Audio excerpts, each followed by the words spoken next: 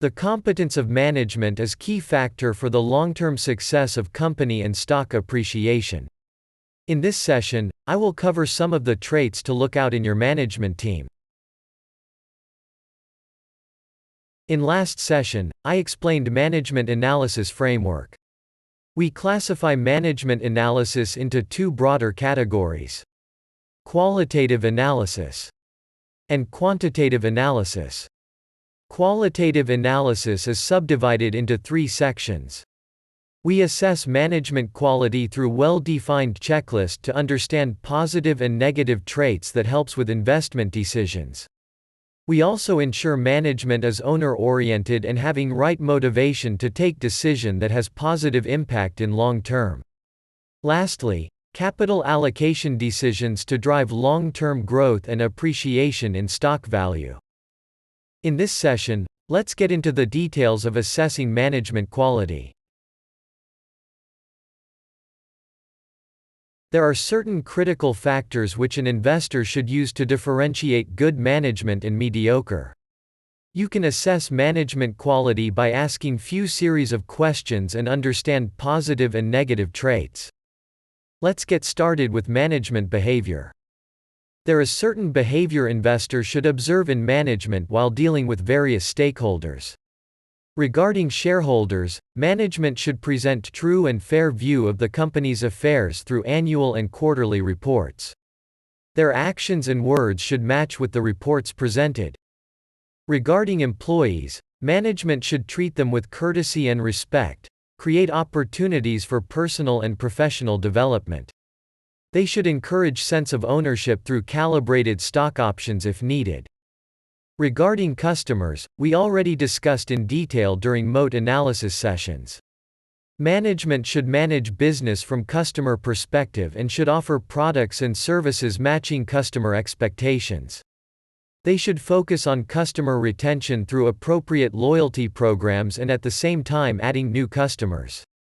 When it comes to suppliers, management should maintain a fair term of trade and treat them as their business partner.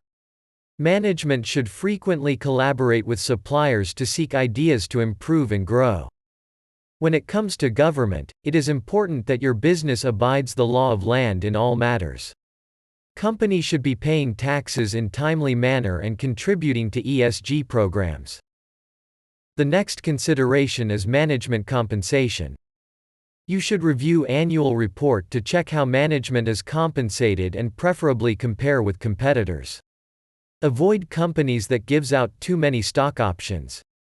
Compensations directly linked to stock performance can drive management to do crazy things in short run to keep stock prices up.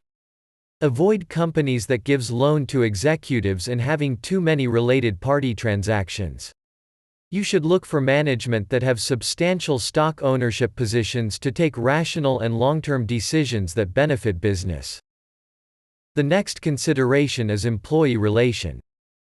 This is one of the important criteria you should analyze using various sources like annual report, social media, and any other reports available online. The primary function of manager is to obtain results through people.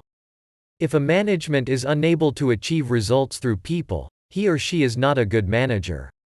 It is very important for management to treat its employees as assets and continuously focus on opportunities to upskill employees and promote internal talent for leadership position. You can look out for other traits like average tenure of higher leadership, employee retention, leaders groomed within the company and so on. Please remember, great employee relations can translate into high stock returns. The next consideration is management traits.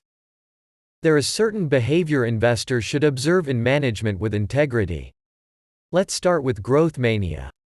Everyone in the stock market likes growth and it attracts high valuation and stock prices. When growth doesn't come easily, management starts to cook numbers through various methods like recognizing sales in advance, delaying expenses like depreciation, deferred taxes and so on. It creates bubble in the company. The longer you wait, the greater stock would fall. The next is equity dilution. Equity dilution refers to the cutting down stake of existing shareholders by offering new shares through FPO or rights issue.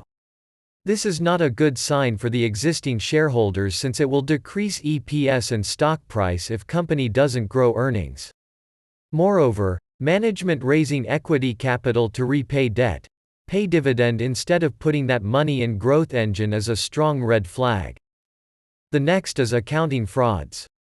Management tends to do things like record bogus revenue, shift current expenses to future date, recording revenue too soon, boosting income using one-time activities, overprice or expensive acquisition to destroy shareholders' value, taking items off balance sheet, capital allocation without considering incremental return on capital in future and so on.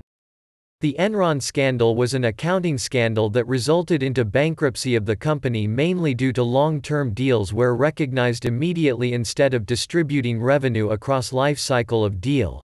Assets were inflated and failed to declare liabilities. Hence, it is important to analyze management traits and partner with management with track record of ethical behavior and strong corporate governance. The next consideration is owner-oriented management and capital allocation decisions.